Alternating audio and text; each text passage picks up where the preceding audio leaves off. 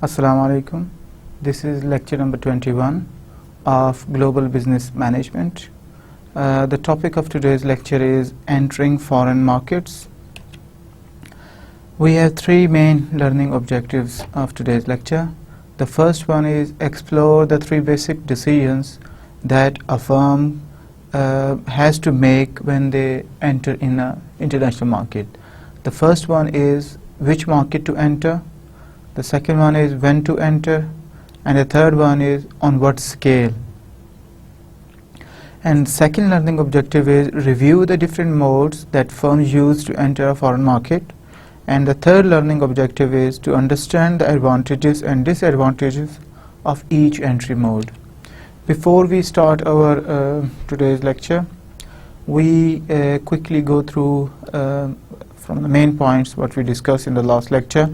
We had discussed the global strategies, and we had discussed about specifically we have discussed the four strategies: the global standardization, localization, transnational, and international. These are the four strategies that we had discussed.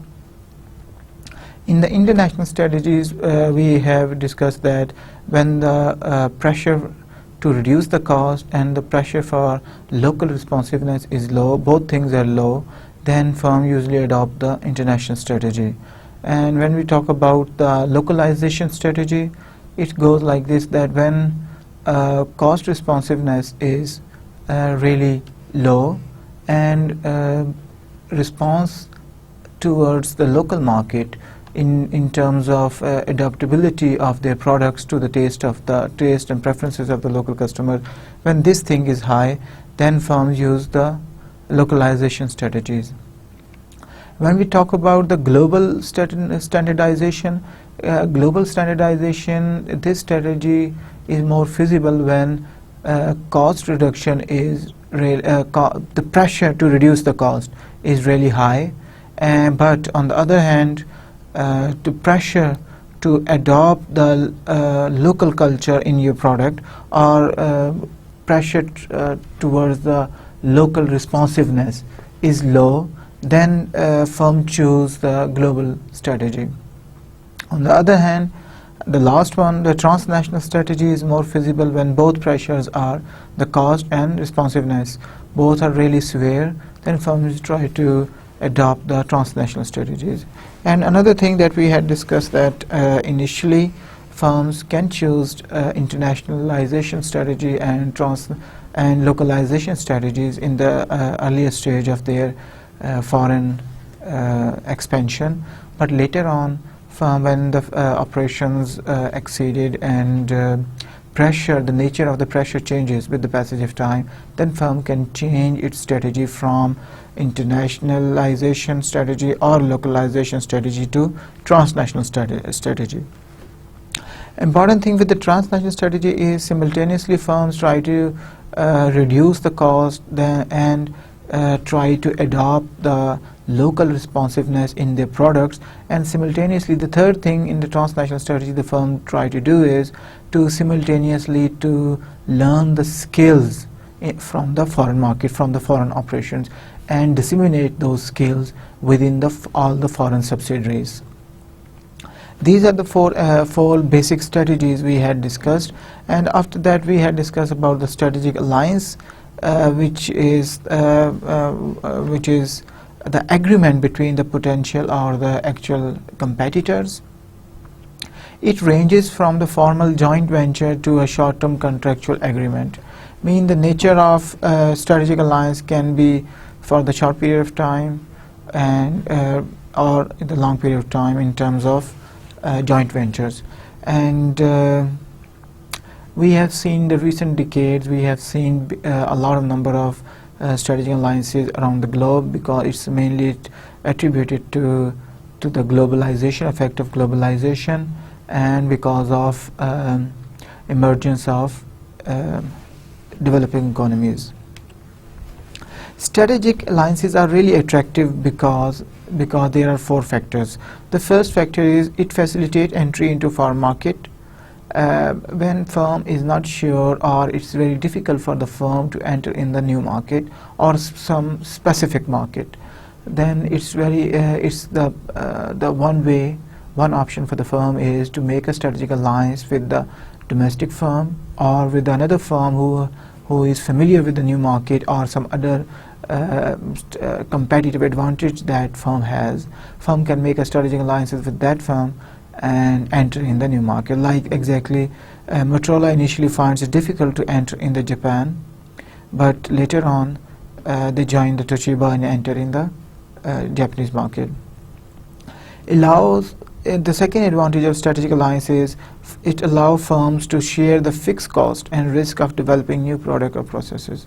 In the second advantage, in terms of, we can say that when firms make some operations together or when they go together in the foreign market, exactly what they are doing is they are sharing the fixed cost among each other. And sharing the cost means, of course, they are sharing the risk as well.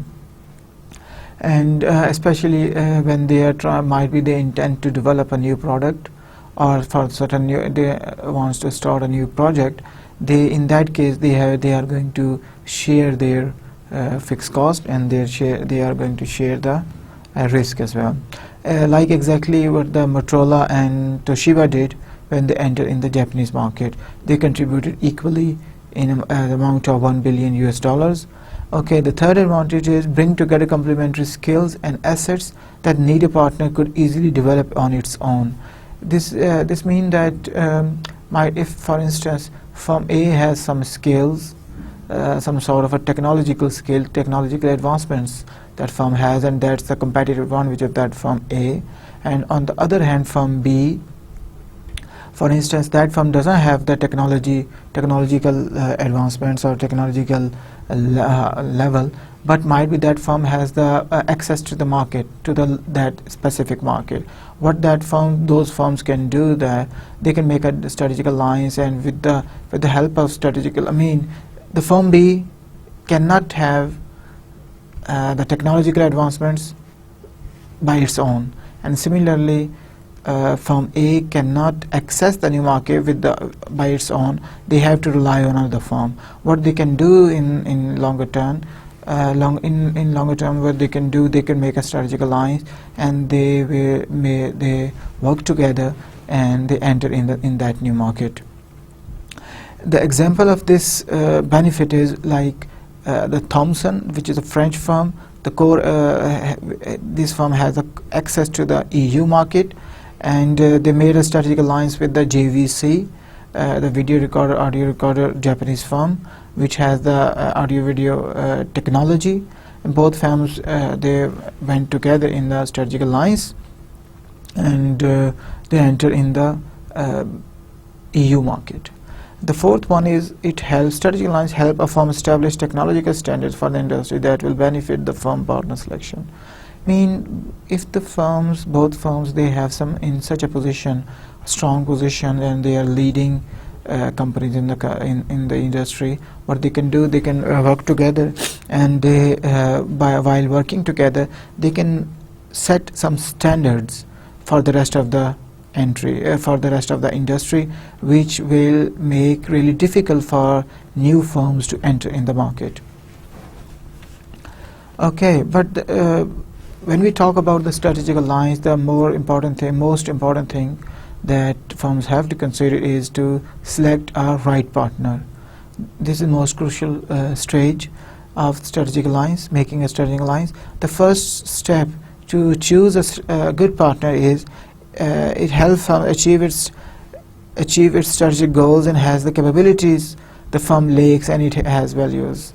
Second one, shares the firm vision. The other partner should share the firm's vision for the purpose of the alliance, and the other partner should not exploit the alliance for its own needs. They shouldn't show or behave in opportunistic way. The second thing is alliance structure. Alliance structure should make it difficult to transfer the technology not meant to be transferred. They have to protect their technology which is not meant to be transferred. And the second thing is they have to make contractual safeguards to guard against the risk of opportunism by a partner. And the third one is it allow for scale and technology swap the equitable gains. Mean both firms should gain equally, and minimize the risk of opportunism by alliance partner.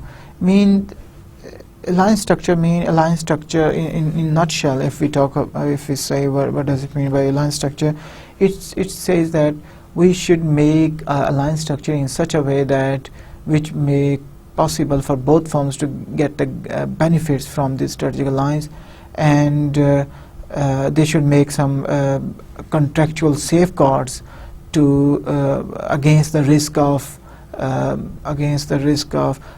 technology transfer which is not meant to be transferred, or against some opportunistic behavior of the other partner.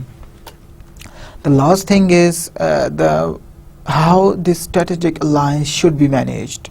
The first one is the selection of partner. The second one is what should be the structure of the strategic partnership. The third one is how it should be managed. Okay, there are three points. The first one is interpersonal relationships should be managed, should exist between the managers. Mean managers should have an interaction with each other, not only the top executives. Learning from the alliance partners. The third one is the trust. They should have the trust between each other. Okay, now let's talk about what are the basic decisions when firm expand into the international market. When firm has to think about expanding their activities in the global market, what are the major steps or what are the decisions firm has to make. The first and most important decision the firm has to think about is which market to enter. They have to select the market, the location, when to enter in the market, and on what scale. These are the two important things. Mean the timing of the entry and level of that entry. Mean to what extent they have to spend their capital in that foreign entry. Okay, which entry mode to use? The third question is which entry mode, how they should enter in the foreign market. There are 6 different entry modes, and which entry mode they should use. These are the 3 basic questions each firm has to answer when they are going to think to move across the border. Okay, these different entry modes are exporting, licensing or franchising to a company in the host nation, establishing a joint venture with a local company, establishing a new wholly owned subsidiary, acquiring and establish enterprises. These are the 6 different modes, and which mode is more suitable for the entry in the new market. And what we are going to do today, now we are going to see one by one each entry mode, and and then we are going to discuss the advantages and disadvantages of each entry mode and what are the investment requirement for each mode. But before discussing about these entry modes, we will talk about first how firm has to select a market, and what timing should it be, what is the right timing to enter in that market. Like the famous example, like Tesco, the British retailer, initially entered in the US market. For example, it decided to commit only to a smaller level of operation. I mean, in this this is the one example that Tesco started internationally, like if we say they enter in the US market with a smaller scale. Maybe they had started with only a small amount of investment, and they had entered 2-3 stores in the US, and then later on, gradually with the passage of time, when they see the growth opportunities, when they learn and when they have the experience of the US market, then they expanded their business and they invested more in the US market. Important thing is we had discussed these are the elements, these are the topics that we had discussed already, and they are very interesting topics and more pertinent to the global business. And if you recall from the previous chapter that there are several methods of expanding the foreign market: explore this exporting, licensing, franchising, a host country, when establishing a joint venture, and setting up a wholly new subsidiary. But which method is most appropriate? Okay, several factors affect choice of entry mode. What influences the choice of entry mode? Now we talk about what are the factors which determines the entry mode. The first one is the transportation cost. The second one is trade barrier. The third one is political risk. The fourth one is economic risk. The fifth one is overall costs. Might be the cost can be in terms of raw materials, and firm strategy. Okay, let's talk about transportation costs. Transportation cost is very important when firms think about to select a market. The transportation cost is very important, and even when they select an entry mode, they have to decide about. They have to really think hard about the transportation cost. Like in the last example we had discussed about, in terms of like. In the last lecture, we did discuss the example of U.S. manufacturers. They chose Mexican market over Southeast Asian market. Why?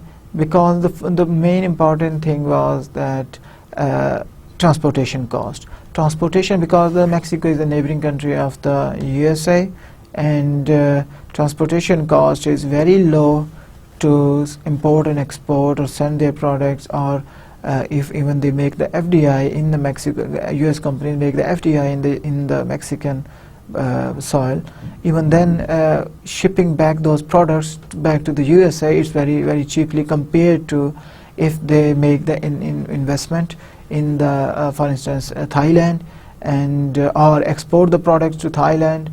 It will be really costly for USA to in terms of transportation cost.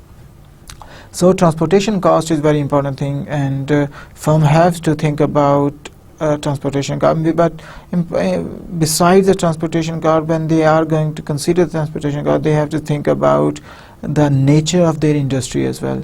For if it's really capital intensive, or if this sort of the investment type is more high-tech sector, it depends on the industry and what sort of mode.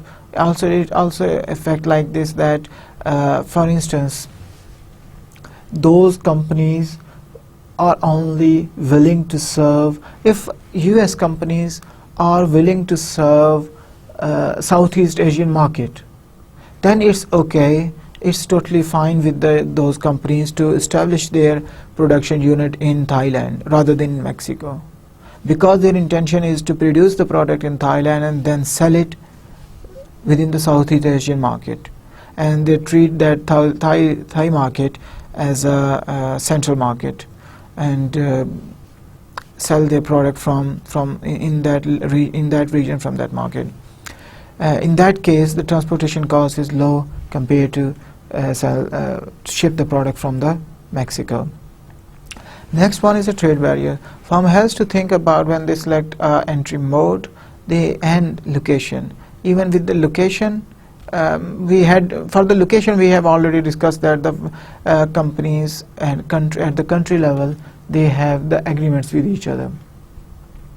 And another thing is, by virtue of these agreements or regional treaties, firms can decide about the entry mode. Might be some countries impose some quotas for other countries, or some sort of restriction on import or export.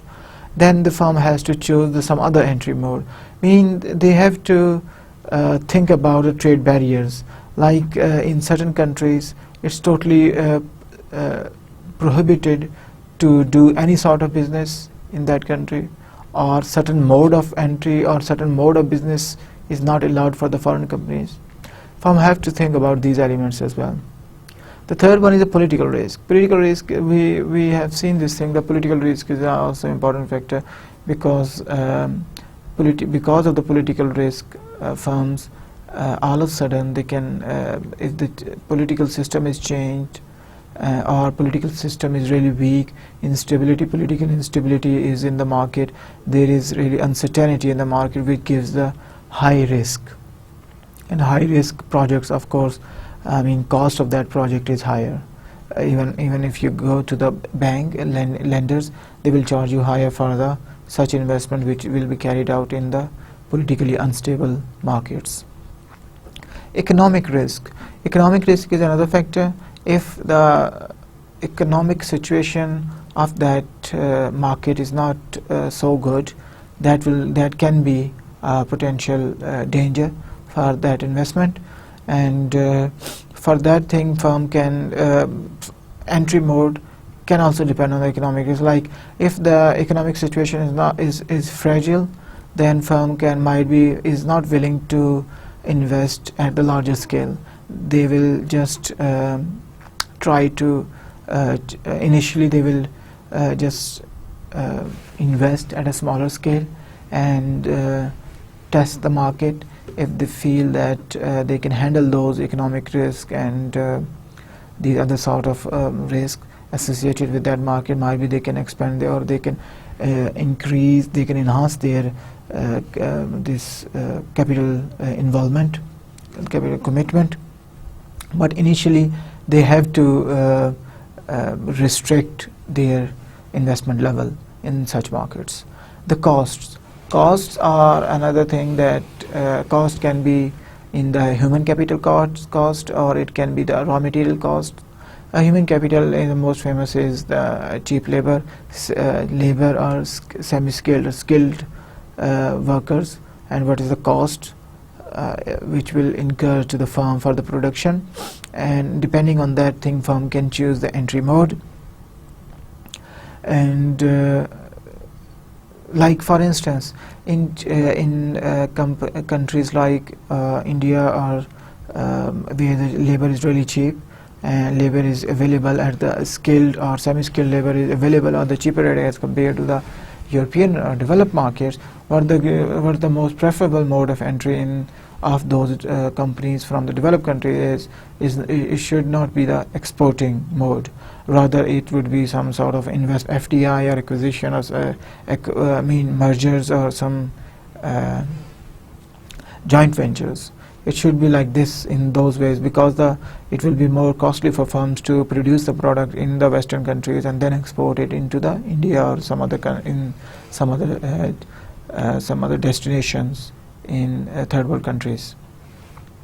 Second thing is raw material. Again, it depends on the nature of the industry.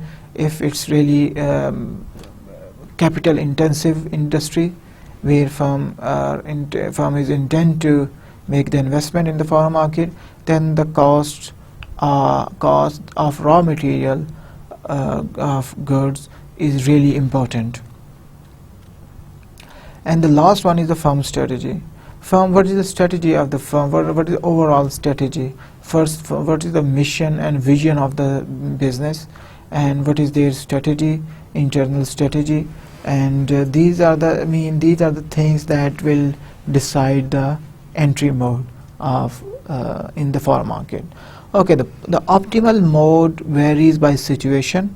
What makes sense for one company might not make sense for another. This is the most important thing. Companies cannot follow the other company, because it's a really complex situation. Might be certain elements are feasible for the one firm to choose one entry mode, but not necessarily the same entry mode will be feasible for the another company. Might be, for instance, it depends on the internal resources of the company. Might be firm can handle those risks in that company. Might be firm has some specific managerial skills, or such people who can handle this sort of risk in the new market, but another firm might be doesn't have that thing, or lacking such skills, and that's why it's not possible for the other firms to follow the competitors in the same industry. Okay, which foreign market should firm enter? Now we are talking about the location. The choice of foreign market will depend on the long-run profit potential. Okay, this is the very important thing. Firm should not see just a short-term profit, rather they have to see the long-term profit potential in the which exists in the foreign market, the growth opportunities. Okay, favorable markets. What are the characteristics of the favorable market? There are 4 characteristics that favorable market has. The first one is that it's a politically stable. These markets, the favorable markets, are politically stable. They are free market system. The free market system, they mean the supply and demand. The basic definition of free market is the where supply and demand decide the quantity and price of the products. The opposite of this thing is the control market, where normally government controls the quantity and the prices, and they very often intervene in the operations intervene in the market. The typical example of the control market is the Chinese market or the Russian market. These are, former Soviet Union countries' markets. Those markets are very typified for the control markets. The third characteristic is have relatively low inflation rate. That can be the another characteristic. Inflation rate is low. The fourth one is low private sector debt. Overall economy should have low private sector debt. Otherwise the economic situation or economic risks will be higher for the company. And on the in contrast, what are the characteristics of less desirable markets? The first one is a politically unstable.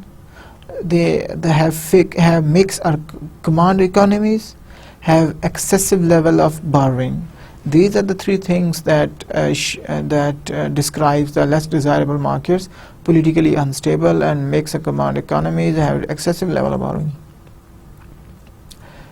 Normally, if we just broadly divide the globe into 2 types of market, then there will be developed and developing markets, and the favorable markets comes under the developed markets comes under the favorable markets, and the developing markets comes under the category of less desirable market. But the important thing is now the landscape of this global arena is changing, and because of this change, new players are entering in the market, and they are also considered as favorable markets, like India and China, because of their growth potential, big market, big population, big number of consumers are available there.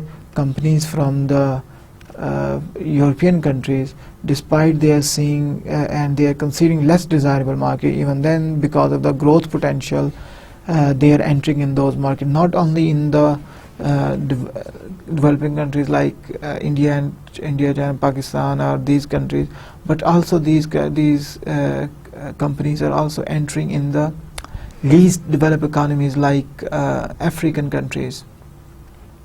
And now it's they got another motive, like most important is the natural resource seeking motives, and those companies are after the resource seeking motives, and they are going in those markets despite they have the politically instability and their command economy, because the government is intervening, and their high level of borrowing. Despite these facts, even then their companies are rushing towards those countries.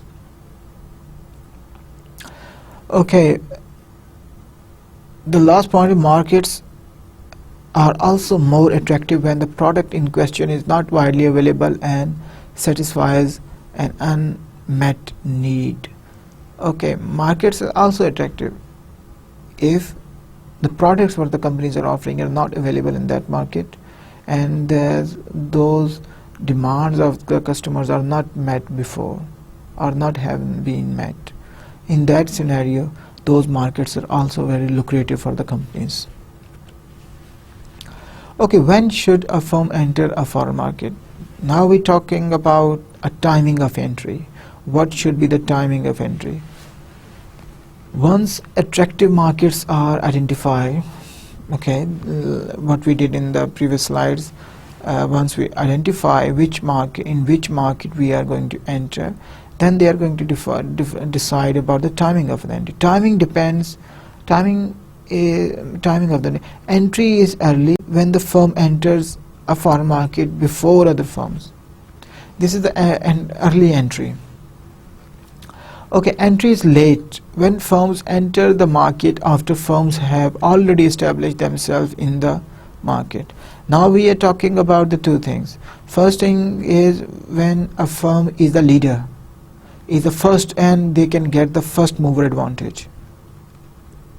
And in the second scenario, firm is the follower, and firms are following the other firms in the same industry, and they are sitting back and they are observing the experiences of the other firms, and then when they see, okay, that firms, my competitor or potential competitor firms can survive in that market and they are doing good, oh, let's go there, we can do good as well and enter in that market. That's another way. But both of them have their advantages and disadvantages. Let's talk about them. The first mover advantage, when the firm is the first one in the industry to enter in the new market. The first mover advantages, there are few advantages associated with the first mover. The first one is ability to preempt rivals by establishing a strong brand name. When they enter, imagine a scenario that a market where that certain brand is not introduced, or certain type of product, the desire or demand of that products of that customers in that market are not met before, and firms enter in that market and they capture all the market and they met the demands and they establish the taste of the customers, and they get the good welcome from the market. In that case, they can establish their brand name within the market, and they can capture the entire market. The second, because at that time they don't have any competitors, whatever they are going to offer, or of course they are offering, they are going from the foreign market, might be they are in a position to offer a good products to the local market. In that way, this is a really good advantage for that firm, to that advantage that can gain from first mover step. The second thing is, because of the first mover advantage, the firm can build their ability to sale level and write down the experience curve ahead of the rival, gain a cost advantage over later entrants. Because of the experience in that market, as we have seen this in concept, that on the experience curve, with the passage of time, the cost of the products goes down. With the passage of time, the cost, because of the experience. Experience means through the experience they learn how to make the labor productivity increase, because of the economy of scales, they learn the market, they learn the customer's taste, market demands, and these sort of things. Because of the experience, and the managers know how to deal the local employees, deal the market, deal the distributors, suppliers. They learn these things with the passage of time, and with the passage of time, the cost of the product goes down. Important thing, the second point is highlighting is, before the other firms enter in the market and they go through the same steps and they learn and they reduce their cost with the passage of time. Before they do, firm already reduce their cost because of the experience. And when the foreign entrants, the companies from the same country or from the other country, new entrants enter in the market, that firm already have established the brand name. They could reduce the cost because of the experience, because they already learned the experience and have reduced the cost. And reduce the cost means profitability has been increased. These are the two elements of first mover advantage. The third one is the ability to create switching costs that tie customers into product or services, making it difficult for later entrants to win business. The third thing is, they are tying up customers with that products. they develop the taste of the customers according to the products. This is really important thing. Then might be the customers will not go away to the another products or alternative products. These are the three main advantages of the first mover. But on the other hand, there are some disadvantages of the first mover. The first thing is the pioneering cost. It arises when the foreign business system is so different from that in the firm's home market that the firm must develop considerable time, effort, expense to learning the rules of the game. This is a disadvantage, like when the firm is the first one. They don't know about anything about the market, and that new market is entirely different from the home market. Then it takes time for that firm to adjust there, to learn that market, and it is expensive to learn that market. And because in the earlier stage, when they don't know the market, they cannot make they cannot reap the profit at a similar extent when they have the experience. So it can be a really risky thing, and costly as well. It can be costly as well. Okay, the cost of business failure if the firm, due to its ignorance of the foreign market, makes some major mistake. Okay, let's suppose that firm does not know the market, and the firm makes some mistakes, and because of those mistakes, there is a chance that the project will fail. That project means that entry, this move can be failed because of ignorance of the market. Okay, the third one, the second one, the cost of promoting and establishing a product offering, including cost of educating customer. Okay, now we are saying this, that because people don't know about that product, people don't know might be about that brand or that this name and this new company, might be it will take some time for companies to and it will cost them extra to establish and spread their name within the market, educate the customers, and to how they are going to offer the product. I mean, promote and establish a product is very difficult. It will be costly for that firm. Cost also includes the business failure cost if the firm makes major mistake, and the cost of promoting the. Okay, these are the things. These are the two major things: cost of the failure and the cost of promoting and establishing the product. These are the two major disadvantages associated with the first mover. Okay, now let's talk about along with the entry of the time. Another aspect which is associated with it is scale of market entry. I mean, to what extent firm should invest in that new market. After choosing which market to enter and the timing of the entry, firm needs to decide on the scale of the market entry. Entering a foreign market on a significant scale is a major strategic commitment that changes the competitive playing field. I mean, firm has to decide how much money they want to spend in the new market. That's a really, like we said, it's a risky game, and especially if it's a free first mover. And but important thing is it's a strategic move. Firm has to decide how much money they want to spend in that market, and if they want to spend a small amount, might be they will choose an entry mode in which a smaller amount of investment is required.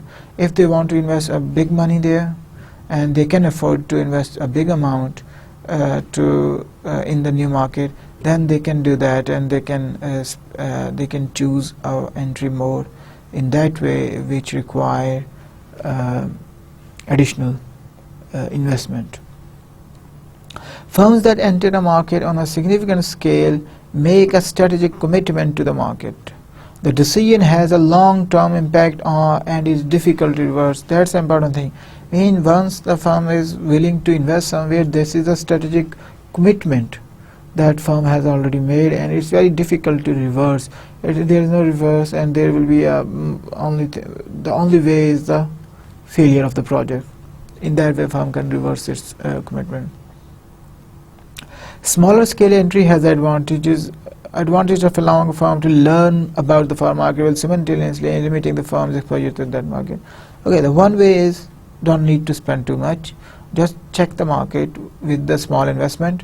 When the firm learn that new market, then they gradually increase the level of investment and change the entry mode. Okay, what is the conclusion? There is no right decision when to enter and where to enter or what is the time, but just decisions that are associated with different level of risk and reward. For example, Jubilee, a fast food company from the Philippines, managed to become a global player in the industry by differentiating its product and learning from existing company when it was a late entrant with limited resources. Okay, that's a very good example, because this firm Jubilee is belong to a developing country, Philippines, really small company, a really small country and small company with the limited resources, and they could not afford to be a first mover. And what they did, they sit back and they learn and they observe the other other firms in the same market, and what they did, and they learn from their experiences, and they gradually involve in the global market, and they change their mode of entry from export to make a strategic alliance in the foreign market. Okay, now the point is, how can firms enter foreign market? There are 6 different ways to enter. Exporting. This is a common first step for manufacturing firms. Later, firms may switch to another mode. That's a very common thing. Turnkey projects. Turnkey projects, as this verb shows, as the word, the title shows, turnkey projects. Turnkey project we can explain in this way. When you want, for instance, there is a Pakistani firm, and Pakistani firm wants to enter in the Bangladeshi market or anywhere. What they can do, they don't know Pakistani market, they don't know Pakistani, that company, they don't know about the Bangladeshi market. What they can do, they can hire some external company which is already operating in the Bangladesh, or some other the company who is providing services, and the Pakistani company can ask that we need this sort of production facility. For instance, if it's a textile unit, and then Pakistani company can ask that specific company that, oh, we want production unit in this area, in this city, and production unit should be this big, and this many machines should be there, and this many employees we are going to hire, and they're going to pay that money to that company, and company is going to build all that facility and run that facility, and when it's all done, it's ready to operate, then they hand over the keys to the Pakistani firm, and they say, okay, take this, okay, now you can go and operate the business. That's way. Meaning that way, Pakistani firm is avoiding all the risks to establish the production unit. Okay, the contractor, these are the contractors we called. Contractor handles every details of the project for a foreign client, including the training of the operating personnel. At the completion of the contract, the foreign client is handed the key to the plant that is ready for the full operation. Even not only they built a plant, they only provide the training to the employees as well. These are the contractors. They are not going to run the plant in the future. Rather, what they do, that they build the plant, and they can even provide the training to those employees, and then later on they hand over to the parent firm. Okay, the another mode is licensing. A licensor grants a right to intangible property to the licensee for a specified period of time, and in return receives a royalty fee from the licensee. We can understand this thing, and it comes under patents inventions, formulas, processes, designs, copyright, trademarks. These things come under licensing. Normally licensing is more pertinent to the high technology sectors, where some firm develop something like biotechnology, they develop something, or this TV or computer technology, they invent something and they give the license to another firm. You can build under the under our name, or because we are allow you to use this technology, and you can make and according to the contract agreements. The fourth one is franchising. Franchising, the typical example of franchising is the McDonald's. A specialized form of licensing in which, this is also a form of the licensing in which the franchisor not only sell the intangible property to the franchisee, but also insist that the franchisee agree to abide by strict rules as to how it does the business, used primarily by service firms, restaurant type of firms. They are following this thing, franchising. In franchising, like we see, the style of the McDonald's or Subway or KFC, it's the same all over the world. The Subway, what they are selling and how they are selling, how they are making the burgers, the machines, the even all these things, whatever they have in their restaurants, this, even the things they have, the style, the things they have in Pakistan, it's the same in the USA, in UK, and all over the world. And they are following the routines, the SOPs are all the same all over the globe. And they are using their brand, and against this brand name and this procedure, what they are following, they are paying some money to the franchisor.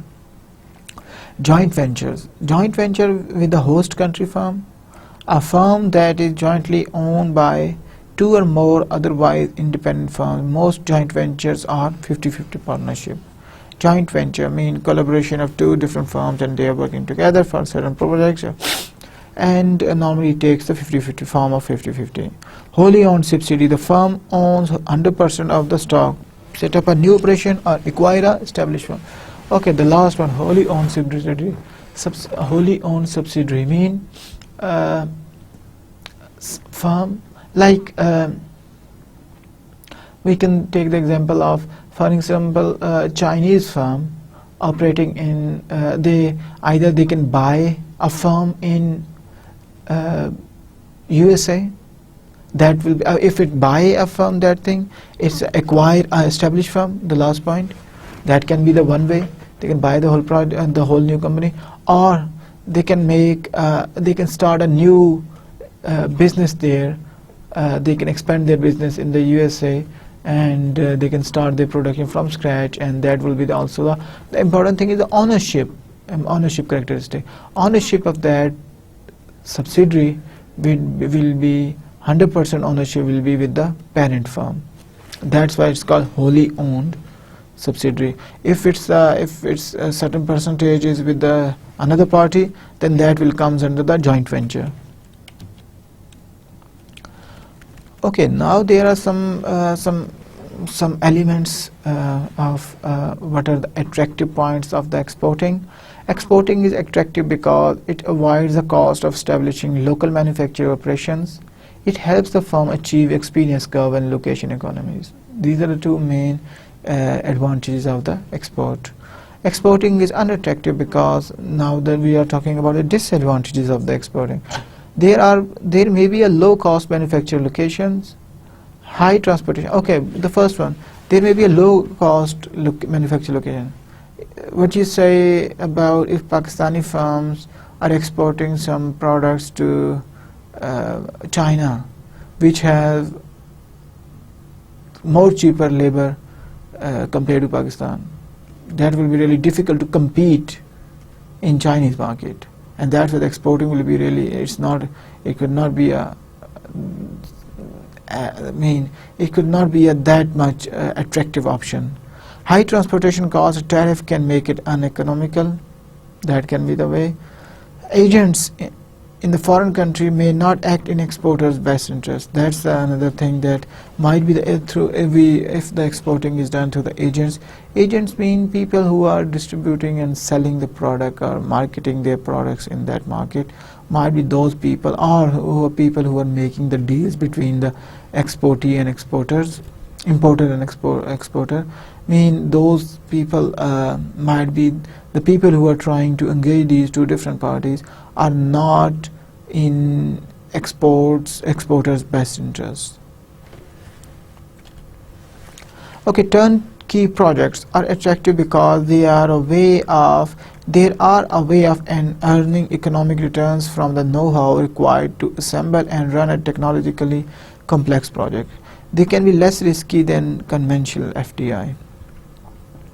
Turnkey projects are unattractive because a firm has no long-term interest in the foreign country. A firm may create a competitor. That can be the one point. If a firm's process technology is a source of competitive advantage, then selling this technology through a turnkey project is also selling competitive advantage to potential or actual competitors.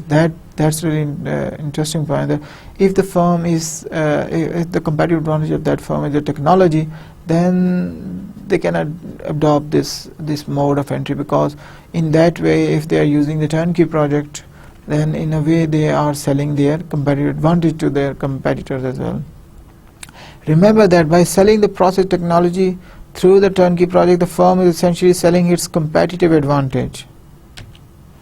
Okay, now let's talk about the licensing. Licensing is attractive because the firm avoids development cost and risks associated with opening a foreign market.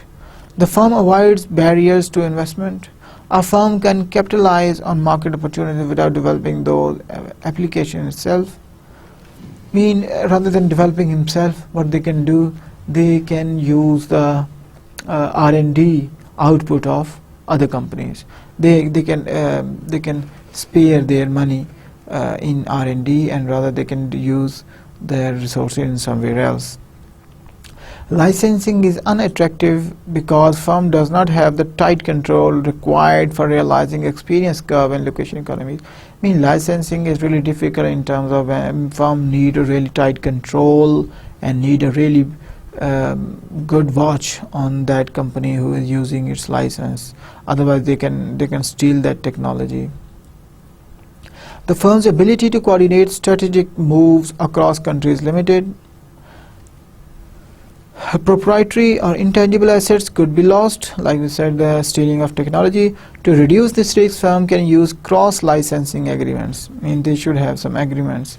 They can use these agreements to avoid some sort of opportunistic behaviors. Franchising is attractive because it avoids the cost and risk of opening up a foreign market. Firm can quickly build a global presence just by the name and open their business with that brand. They don't need time and effort to establish their brand, establish their name. What they can do, they just pay the money and get the brand name and start using it. Franchising is unattractive because it inhibits firms' ability to take the profits out of one country to support competitive attacks in another. The geographic distance of the firm from franchisee can make it difficult to detect poor quality. Companies like McDonald's can use franchising to quickly establish a good presence without incurring significant cost or risk. They do that, but important thing is the negative thing with the franchising is really difficult for the franchisees. Difficult to control the poor quality, and it is possible that the brand name will be ruptured, or brand name could be destroyed because of the poor quality in that market. And imagine a situation of McDonald's is a US firm, and what about if the McDonald's in Lahore or Rawalpindi, what they are selling, how they are going to control the product quality in Rawalpindi. The US firm is going to control the food of the quality in Rawalpindi. That will be a big question mark. Okay, joint ventures are attractive because firms benefit from a local partner's knowledge of local condition, culture, language, political systems and business systems. The cost and risk of opening a foreign market are shared. They satisfy political consideration for market entry. These are the main important benefits associated with the joint venture. Joint ventures are unattractive because the firm risks giving control of its technology to its partner. The firm may not have the tight control to realize experience curve or location economies, and share ownership can lead to conflict and battle for control if goals and objectives differ or change over time. There are 3 advantages and 3 disadvantages of the joint ventures. An important thing is that firm do not need to indulge itself or invest its resources to learn the culture, language, political system, and to learn that market. Rather, what they do, they can go into the joint venture and use these things and get these things from the partner. But the negative thing is, might be with the passage of time, the intention, the vision can change. Objectives can change with of that firm, and they can break up in the future. Okay, why choose a wholly owned subsidiary? The last one. Wholly owned subsidiaries are attractive because they reduce the risk of losing control over the core competencies. They can give a firm the tight control over operation in different countries that is necessary for engaging in global strategic coordination. They may be required in order to realize location and experience curve economies. Wholly owned subsidiaries are unattractive because the firm bears the full cost and risk of setting up overseas operation. That's really good thing. Firm get the tight control on production, or they own the fully ownership and have the fully tight control on all the operations in the foreign market. But the negative thing of the wholly owned subsidiary is that it involves a lot of big money, and in big money mean at once. And second thing is it involves a huge risk. Okay. Graphically, if we see this, these are the advantages and disadvantages of these different entry mode, and the advantages of export and disadvantages of exports are given in the tabular form. Okay, this is the case study that I was thinking that you guys should read. And this is available in the book, and might be in the newer version of the book there are some other case studies, but I put this case study in the slide because it's really interesting, and you can apply all those concepts that we have discussed till now on this case study.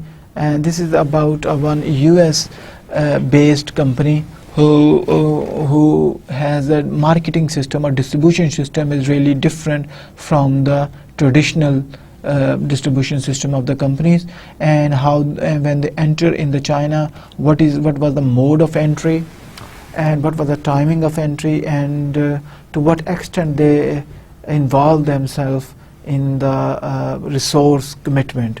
These are the things that you are going to see in this case study. And I expect from you guys that you are going. It's really interesting. I read it and I liked it, and you can read it. And you know what? The good thing about case study is these are the really interesting things and interesting incidences. And might be for some firms, might be you know the names. If you don't know the name, even you don't need to remember the name. The important thing is this is the interesting case study, interesting story, which you will remember. Might be, I know that I can understand, might be if we talk about the theories, might be you don't remember the theories for the after 2 years, 3 years, but these are the things, these are the small stories.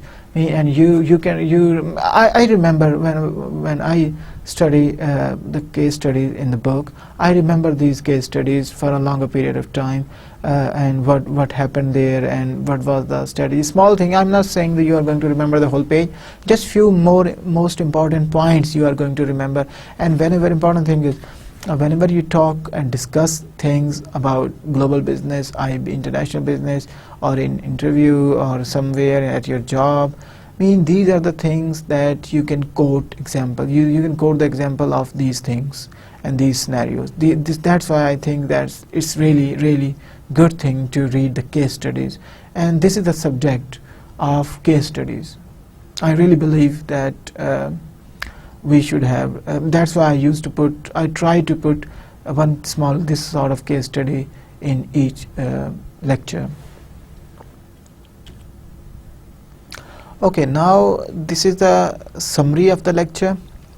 In this lecture, what we had discussed about the entry mode, how firm should enter, what is the timing of the entry, and to what extent firm should invest initially or later on. Scale of investment. The first one is the several factors that affect the choice of entry mode, including transportation cost, trade barriers, political risk, economic risk, and cost and firm strategy. These are the more important things. Then it comes with the first mover advantage. There are some advantages associated with the first mover, and there are some disadvantages with the first mover.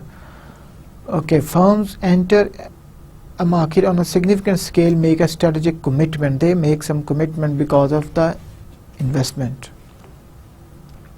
And we after that we had discussed about these 6 entry modes, and these are the different entry modes we have seen, and we have discussed the advantages and disadvantages of these entry mode. And in the next lecture we are going to continue discussing about these advantages and disadvantages in the next lecture. Thank you for today. Allah Hafiz.